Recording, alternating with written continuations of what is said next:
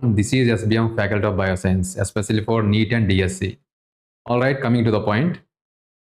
ఒక 20 days back నాకు ఒక మెసేజ్ వచ్చింది టెట్ ఆస్పిరెంట్ నుంచి, అది లైక్ డిఎస్సి ఆస్పిరెంట్ నుంచి. సార్, మేము బయాలజీ ఆస్పిరెంట్స్, మాకు టెట్లో మ్యాథ్స్ వల్ల కొంచెం ఇబ్బంది అవుతుంది, దాన్ని ఎలిమినేట్ చేయడానికి అవకాశం ఉందా? అది మెసేజ్ యొక్క కంప్లీట్ ఉద్దేశం అన్నమాట. దాని గురించి మాట్లాడుకుందాం. దానికంటే ముందు మీరు దీన్ని ఎక్కువగా సర్క్యులేట్ చేస్తే ఈ వీడియోని maximum it can be useful. దీనివల్లే ప్యాటర్న్ చేంజ్ అవుతుందని చెప్పలేను, కానీ యాక్షన్ ప్లాన్ బి అనేది కూడా ఉండాలి. దానికి కొంచెం పొలైట్ వేలో ప్రాపర్గా ప్లాన్ చేసుకొని మన నారా లోకేష్ గారిని మీరు కలిస్తే దాని గురించి ఒకసారి ఆలోచించి ప్యాటర్న్ అయితే ఖచ్చితంగా చేంజ్ చేస్తారు. అందుకంటే ముందు బయాలజీ వాళ్ళకి, పర్టికులర్లీ ఎస్ఏ బయాలజీ వాళ్ళకి మ్యాథ్స్ అవసరమా లేదా కొంచెం తెలుసుకోవాలి. దాని తర్వాతే మనం మన రిక్వెస్ట్ని, ఆ రిక్వెస్ట్ ప్రపోజల్ని వాళ్ళకి పంపించడానికి అవుద్ది. దాన్ని వాళ్ళు కన్సిడర్ చేయాలా వద్దా వాళ్ళ ఇష్టం. అది కంప్లీట్గా మ్యాథ్స్ తీసేయంటే మాత్రం అసలు మన ఆ రిక్వెస్ట్ ప్రపోజల్ని కన్సిడర్ చేయరు. ఎందుకు అంటే మనకి బయాలజీ డీల్ చేయాలంటే చాలా లెసన్స్ ఉన్నాయి కదా. 10th క్లాస్లో చూద్దాం ఎగ్జాంపుల్. ఫిజియాలజీ లెసన్స్ ఉంటాయి 1 to 5, లైఫ్ ప్రాసెస్ ఉంటాయి. ప్రతి లెసన్ని మనం డీల్ చేయాలన్నా సరే మినిమం మ్యాథ్స్ అనేది అవసరం. మినిమంలో మినిమం ఉండాలి. అలాగని టెట్లో కంప్లీట్గా హై రేంజ్ ఇస్తారంటే అది కూడా ఎవరు, అవి మినిమమే. పోనీ ఎస్ఏ మ్యాథ్స్ వాళ్ళు ఏం క్రాక్ చేస్తారా, 30 వస్తాయంటే వాళ్ళకి రావు. మనకి అంతే వస్తాయి, వాళ్ళకి అంతే వస్తాయి. ప్రిపేర్ అయ్యే దాన్ని బట్టి ఉంటాయి. సో మీరు ఇప్పుడు ఆ వచ్చిన రిక్వెస్ట్ ప్రకారం క్యాన్సిల్ చేయండి, మ్యాథ్స్ తీసేయండి అనేది మాత్రం పెట్టుకోవద్దు. కొంచెం ప్యాటర్న్ మార్చడానికి ప్రయత్నం చేపిద్దాం. ఏదేమైనా మన రిక్వెస్ట్ మనం పెడతాము. యాక్షన్ ప్లాన్ బి కూడా కొంచెం పొలైట్ వేలో వెళ్ళేలా చేద్దాము. సో అంతకంటే ముందు ఏమేమి ఉన్నాయో చూడండి ఒకసారి. ఇప్పుడు మనం టెట్ ప్యాటర్న్ ఒకసారి చూద్దాము. టెట్ ప్యాటర్న్లో ప్రస్తుతం ఉన్నది ఎగ్జిస్టింగ్ ఏంటంటే తెలుగు 30 మార్క్స్ ఉన్నాయి, మీ అందరికీ తెలుసు. అది ఇంగ్లీష్ 30 మార్క్స్ ఉన్నాయి, psychology 30 marks, maths 30 marks, science 30 marks. ఈ మ్యాథ్స్ వాళ్ళకి మాత్రం బెనిఫిట్ అవుతుంది, మ్యాథ్స్ అండ్ ఫిజిక్స్ వల్ల బెనిఫిట్ అవుతుంది, మాకు ఇబ్బంది అవుతుంది అన్నది మీ యొక్క అభ్యర్థన. రైట్, యాక్సెప్ట్ చేయొచ్చు దాన్ని, నిజమే.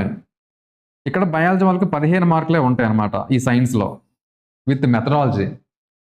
దీనివల్ల మాకు ఆల్మోస్ట్ 45 మార్క్స్కి మాకు ఇబ్బంది వస్తుంది సార్, దాన్ని ఏదైనా మార్చగలరా? మార్చవచ్చేమో, ప్రయత్నం చేద్దాము, ఓకేనా?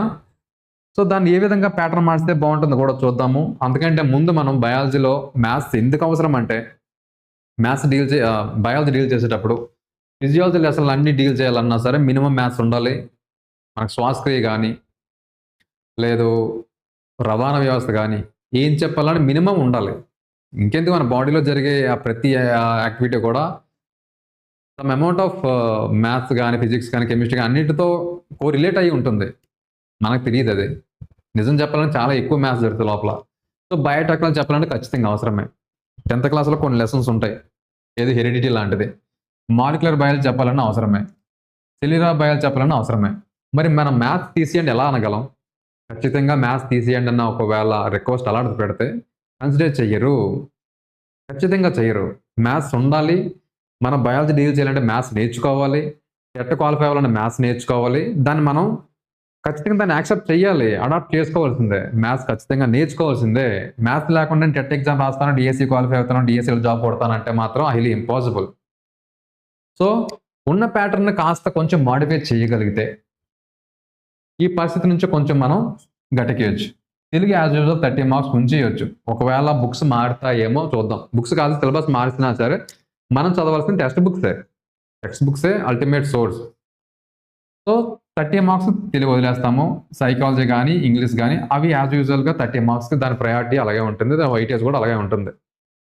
ఇక వేరేజ్ బయాలజీ వాళ్ళకి 15 మార్కులు కాస్త ఎక్కువ కంటెంట్కి దీనికే ప్రయారిటీస్ ఇవ్వడం వల్ల డిఎస్సిలో కూడా దీనికి ఇదే ఎక్కువ కంటెంట్ ఉంది కాబట్టి, అదే స్కూల్ అసిస్టెంట్ మీరు ఎక్కువగా మీరు ఫోకస్ చేయాల్సింది బయాలజీ కంటెంట్ పైన కాబట్టి టెట్లో దీనికి ఒక 30 మార్క్స్ ఇస్తే ఎలా ఉంటుంది అన్న నా ఒక్క ఇంటెన్స్ అన్నమాట. కంప్లీట్గా నాదే. దీన్ని ఇలా చేస్తే బాగుంటుందేమో అనిపించి నేను మార్చి పెడుతున్నాను. దీన్ని మీరు సర్క్యులేట్ చేస్తారా, దీన్నే ఫాలోఅప్ చేసి కొంచెం ఏదైనా ప్రాపర్గా ఒక లెటర్ ఫామ్లో తీసుకెళ్ళి మీరు దాన్ని రిక్వెస్ట్ చేస్తారా అనేది కొంచెం వేరే ప్లాన్ బి చూద్దాము. ఇప్పుడు బయాలజీకి 30 మార్క్స్ ఇచ్చి దాన్ని అట్టే పెట్టి మ్యాథ్స్కి ఫిజికల్ సైన్స్కి 30 మార్క్స్ ఇక్కడ with methodology. Maths 15, physical science 15.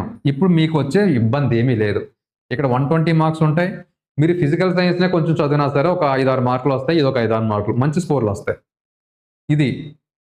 So, దీనివల్ల బయాలజీ వాళ్ళందరికీ యూజ్ అవుతుందనేది మీ అభ్యర్థన నేను వీడియో రూపంలో తెలియజేస్తున్నాను కాబట్టి, వీలుంటే మన బయాలజీ ఆస్పిరెంట్స్ అందరికీ కూడా దీన్ని సర్క్యులేట్ బాగా చేయండి.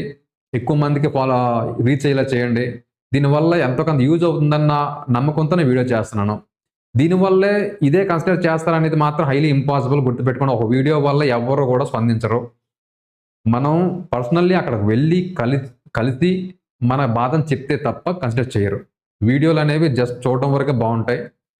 దాన్ని ఏదైనా ఒక యాక్షన్ ప్లాన్ ప్రకారం ప్రాపర్‌గా తీసుకెళ్తే తప్ప వర్కౌట్ కాదు. ఇది సినిమా కాదు. రియల్ లైఫ్‌లో వేరే ఉంటుంది. మీరక్కడికి వెళ్ళాలి, వాళ్ళతో మాట్లాడాలి, రిక్వెస్ట్ చేయాలి. అప్పుడు ఆలోచిస్తారు. కాబట్టి ఇలా ఉంటే బావుంటుందన్న నా ఒపీనియన్‌ని మీరు స్వీకరించి దీన్ని కొంచెం లెటర్ ఫార్మ్‌లో తీసుకెళ్ళగలిగితే ఖచ్చితంగా యూజ్ అవుద్ది. మీకు మంచి స్కోర్‌లొస్తాయి.